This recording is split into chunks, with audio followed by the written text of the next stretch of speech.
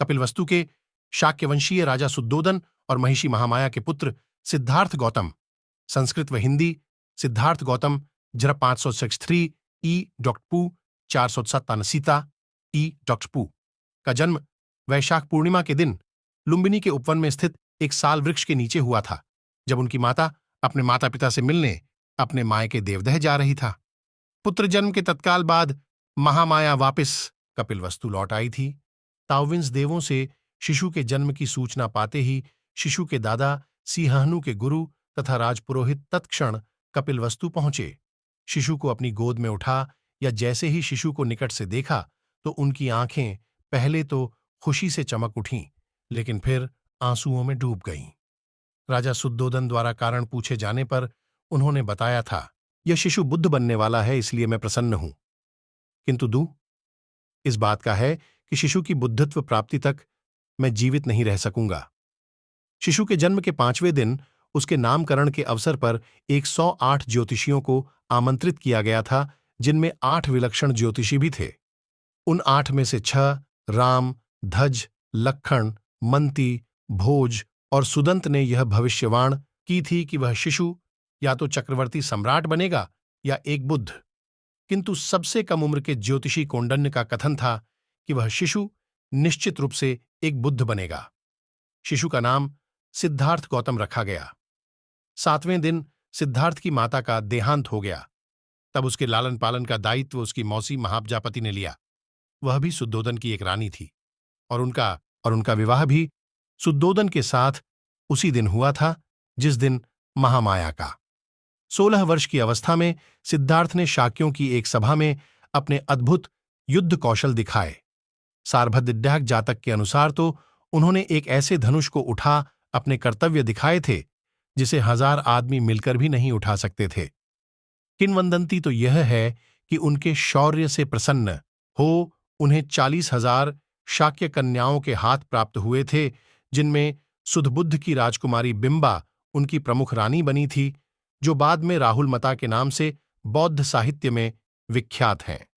झ्रबिंबा ही भद्दकच्छा, सुभद्दका और यशोधरा हिंदी संस्कृत यशोधरा के नाम से जानी जाती हैं। 29 वर्षों तक ठरभ, ठस्सुरभ और ठस्सुभ नामक प्रासादों में राजवैभव भोगने के बाद सिद्धार्थ संसार से विमुक्त हो संन्यास को उन्मुख हुए। कहा जाता है कि उन्होंने एक बार किसी रोगी को देखा और अनुभव किया कि हर कोई जो पैदा होता है रोग और व्याधि से पीड़ित होता रहता है।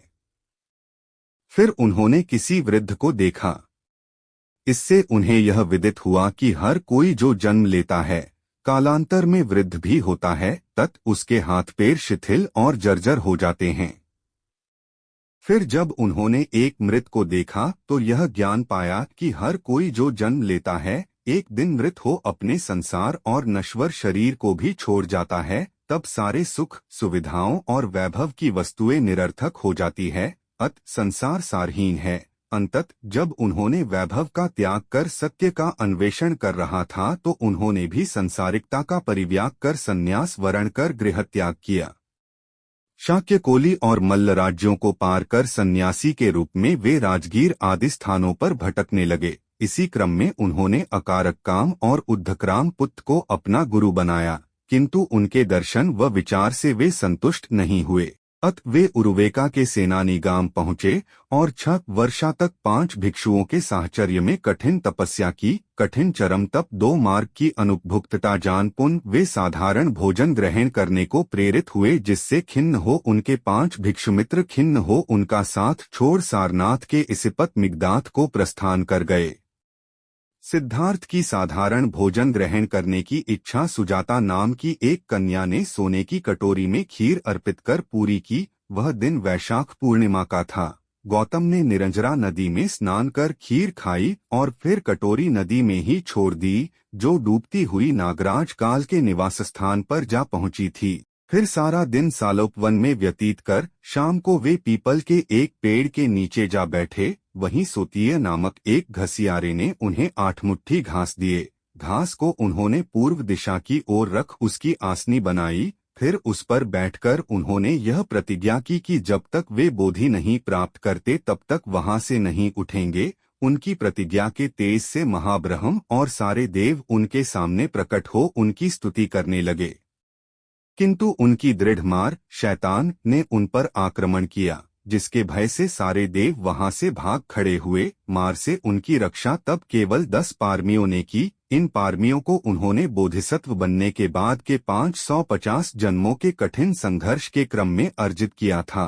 पारमी 10 होते हैं दान, शील, नेकखम्म या नौकम्रम, प्रज्ञा, वीर्य, खंती या धैर्य, सत्य, अधिष्ठान, मेत्ता या मैत्रेय और उपेक्षा या संभाव अथवा अनासक्ति। गौतम से परास्त हो जब मार और उसकी सेनाएं भाग खड़ी हुई तो सारे देवों ने विजेता की जय जयकार की। तप में लीन गौतम ने रात के पहले प्रहर में अपने पूर्व जन्मों को जाना, दूसरे प्रहर में दिव्यचक्षु को पाया, तीसरे प्रहर में परिचस मुक्पाद के ज्ञान को और अंतत प्रत्यूष काल में संबोधि की प्राप्ति की, ज्ञान को जिससे वे पच्चेक प्रत्येक बुद्ध बने। परिचस मुक्पाद के सिद्धांत का सुखद मनन उन्होंने प्रथम 7 दिनों तक उसी बोधिवृक्ष के नीचे बैठ किया। दूसरा सप्ताह उन्होंने अजपाल निग्रोध वृक्ष के नीचे बिताया, जहां उनकी भेंट एक घमंडी ब्राह्मण से हुई थी और जहां उन्होंने मार की 3 कन्याओं को परास्त किया था। उन कन्याओं के नाम तृष्णा, अर्ति और राग थे। तीसरा सप्ताह उन्होंने मुचलिन तालाब में नागराज मुचलिन के फनों के नीचे बैठ बिताया था। चौथे सप्ताह वे राजायतन पेड़ के नीचे बैठे रहे, जहां उन्होंने तपुस और मल्लिक को बिना किसी देखना सुनाए ही अपना अनुयायी बनाया।